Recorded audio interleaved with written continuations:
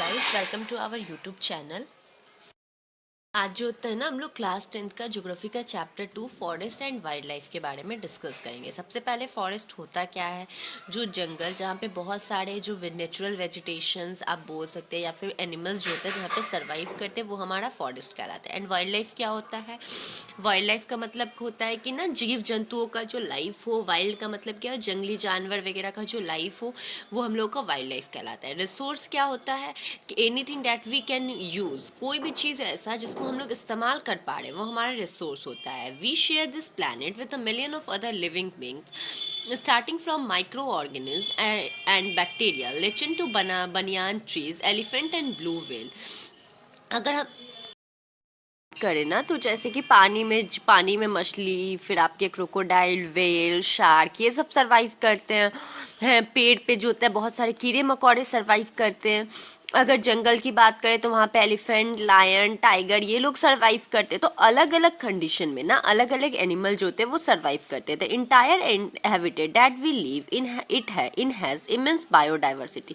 जो पूरा entire habitat रहता है जहाँ पे हम लोग रहते हैं वो क्या कहलाता है, हमारा बायोडाइवर्सिटी कहलाता है। We human along with all living organism from a complex web of ecological system in which we are only a part and very much depend on this system for its own existence।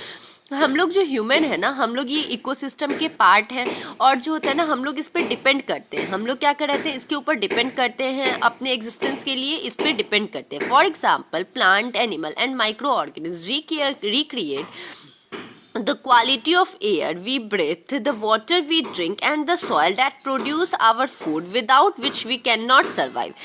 जैसे कि example के तौर पे हम लोग बोल सकते हैं, जैसे हम लोग ह्यूमन बींग हैं तो लेकिन प्लांट और एनिमल जो होता है ना हमारे आसपास के चीज़ों को ना रिक्रिएट करता है। हमारे आसपास की चीज़ों को रिक्रिएट करने का मतलब क्या होता है ना कि जैसे फॉर एग्जाम्पल आप समझ सकते हो कि प्लांट और एनिमल जो होता है वो सॉइल की कभी कभी फर्टिलिटी को बढ़ाता है, कभी फर्टिलिटी को घटाता है, कभी वाटर का इम्प्योरिटी बढ़ाता है, कभी प्योरिटी बढ़ाता है। तो हम लोग जो होता है ना प्लांट्स एंड एनिमल पे डिपेंड करते हैं और हम लोग एक हैबिटेट के पार्ट हैं। Forests play a key role in the ecological system as these are also as a primary producer on which all living beings depend। Forest जो होता है ना एक काफ़ी ज़्यादा इंपॉर्टेंट रोल प्ले करता है इकोसिस्टम में। फॉरेस्ट जो होता है वो काफ़ी इंपॉर्टेंट रोल प्ले करता है और ये हमारा प्राइमरी प्रोड्यूसर भी होता है। प्राइमरी प्रोड्यूसर होने का मीनिंग क्या है ना कि जितने भी लिविंग ऑर्गेनिज्म होते हैं ना, जितने भी लिविंग बींग्स होते हैं ना, सब किस पे डिपेंड करते हैं, फॉरेस्ट पे डिपेंड करते हैं।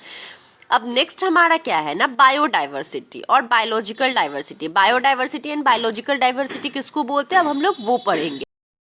तो हम लोग डिस्कस करते हैं कि हमारे बायोडाइवर्सिटी होता क्या है। सबसे पहले बायोडाइवर्सिटी को ना हम लोग बायोलॉजिकल डाइवर्सिटी भी बोलते हैं। Is immensely rich in wild life and cultivated species, diverse in form and function but closely integrate in a system through a multiple network of interdependence. देखिए बायोडाइवर्सिटी क्या होता है ना, बेसिकली बायोडाइवर्सिटी जो होता है ना किसका किए रहता है, जो रिच वाइल्ड लाइफ रहता है ना और जो कल्टिवेशन रहता है ना इसका मिली भगत रहता है। मिली भगत रहने का मतलब क्या है, ये दोनों से मिलकर बनता है और एक तरह का इंडिपेंडेंस नेटवर्क क्रिएट करता है। इंडिपेंडेंस नेटवर्क क्रिएट करने का मतलब क्या होता है, जितने भी लिविंग ऑर्गेनिज्म रहते हैं ना सब बायोडाइवर्सिटी पे डिपेंड करते हैं।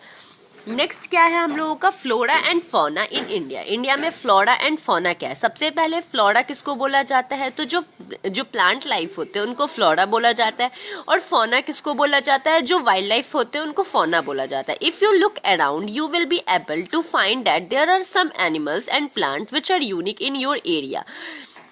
अगर हम लोग अपने चारों बगल देखें ना तो हम लोग ऐसा पाएंगे ना कि कुछ प्लांट्स और एनिमल ऐसे रहते हैं ना हमारे रीजन में जो कि ना अपने आप में यूनिक है, मतलब अजूबे हैं। जैसे अगर मानिए आप ना कंपेयर कीजिए, एक चींटी को कंपेयर कीजिए एक ना मच्छर से कंपेयर कीजिए, तो चींटी का जो बॉडी स्ट्रक्चर होता है ना वो मच्छर के बॉडी स्ट्रक्चर से टोटली डिफरेंट होगा। चींटी जो होगा वो छोटा सा होगा, मच्छर जो होगा उसके कंपेयर में थोड़ा सा बड़ा होगा। चींटी जो होगा वो बिल में रहता होगा, मच्छर जो है वो गंदे पानियों में ज़्यादा पनपता है। तो दोनों का बॉडी स्ट्रक्चर स्ट्रक्चर जो होता है ना वो टोटली डिफरेंट होता है। In fact India is one of the world richest country in term its vast variety of biological diversity and has nearly 8% of total number of species in the world. India जो होता है ना पूरे world में ना सबसे वास्ट डाइवर्सिटी है। India का जो डाइवर्सिटी है ना, इंडिया जो है ना वो पूरे वर्ल्ड में ना डाइवर्सिटी के मामले में सबसे रिचेस्ट कंट्री है। और ना total all over the world में इंडिया जो होता है अपनी डाइवर्सिटी से कितने परसेंट शेयर करता है, तो 8% जो होता है वो टोटल अपने डाइवर्सिटी को शेयर करता है। मतलब total all over the world में अगर 100% हम लोग लेते हैं बायोडाइवर्सिटी तो उसमें 8% योगदान किसका है, तो हमारे इंडिया का है। नेक्स्ट हम लोगों का क्या है ना, ऐसा ज़रूरी नहीं है कि जितने भी जो हम लोगों ने प्लांट्स और एनिमल देखा है सिर्फ वही सर्वाइव करते, नहीं, बहुत सारे प्लांट्स एंड एनिमल जो होता है वो डेली जो होता है ना नए नए प्लांट्स एंड एनिमल का जो जन्म होता है। You have already study in detail about the existent of variety of forest and wild life resource in India. आप लोगों ने जूनियर क्लासेस में बहुत सारे फॉरेस्ट और वाइल्ड लाइफ रिसोर्स के बारे में पढ़ा होगा। You may have realized that the importance of this resource in our daily life। और आपको ये भी पता होगा कि फॉरेस्ट एंड वाइल्ड लाइफ जो है ना वो हमारे लिए किस तरीके से इम्पॉर्टेंट है। This diverse flora and fauna are so well integrated in our daily life that we take this for a granted। ये जो फ्लोरा और फौना है ना ये हमारे लाइफ के लिए काफ़ी ज़्यादा इंपॉर्टेंट है। इससे क्या होता है ना, हम लोग जो होते हैं ना बेसिकली फ्लोरा एंड फौना पे डिपेंड करते हैं। विदाउट फ्लोरा एंड फौना के बिना हम लोग अपने लाइफ को इमेजिन नहीं कर सकते। But lately they are under great stress mainly due to insensitivity of to our environment। लेकिन सबसे ज़्यादा इम्पोर्टेंट क्या है कि ना ये हमारे इन्वायरमेंट के लिए काफ़ी अच्छा है। Over 81,000 species of fauna and 47 species of flora are found in this country so far। देखिए हमारे कंट्री में ना 81,000 species मतलब 81,000 कैटेगरी के ना फौना पाए जाते हैं एंड हम लोगों के कंट्री में ना 47,000 स्पीसीज के ना फ्लोरा पाए जाते हैं। 47,000 प्लांट्स में ना 15,000 प्लांट जो होते हैं ना वो फ्लावरिंग स्पीसीज है, मतलब फ्लावर की जो है ना आर इंडेमिक इन इंडिया, जो कि हमारे इंडिया में ना इंडेमिक हो रहा है। Some of estimate suggest that the at least 10% of India recovered wild forest and 20% of its mammals are threatened list. देखिए कुछ ना एस्टिमेट के हिसाब से सजेस्ट किया गया है कि हमारे इंडिया का जो 10% जो वाइल्ड फ्लोरा है ना और 20% जो मेमल्स है ना वो थ्रेटेंड लिस्ट में। थ्रेटन लिस्ट का मतलब क्या होता है कि गायब होने के कैटेगरी में मौजूद है। Many of this would now be categories as a critical, that is words extraction like cheetah, pink-headed duck, mountain quail, forest spotted owlet and a plant like madhuka insect, a wild varieties of mahua। अगर हम लोग ना बात करें ना तो हम लोग पाएंगे बहुत सारे प्लांट्स एंड एनिमल्स ऐसे हैं ना जिसको क्रिटिकल सिचुएशन के कैटेगरी में रखा है, जैसे चीता हुआ, पिंक हेडेड डक हुआ, आपका माउंटेन क्वेल हुआ, फॉरेस्ट स्पॉटेड आउलेट हुआ, प्लांट मधुआ वगैरह हुआ। इन सभी को क्या किया गया है ना एक क्रिटिकल के कंडीशन में रखा गया है कि कभी भी जो होता है ना वो खत्म हो सकते हैं। इनफैक्ट नो वन से how much species may have already will lost. कोई भी इस बात को गारंटी के साथ नहीं बता सकता कि हम लोगों ने कितने स्पीसीज को लॉस कर दिया है, मतलब खो दिया है।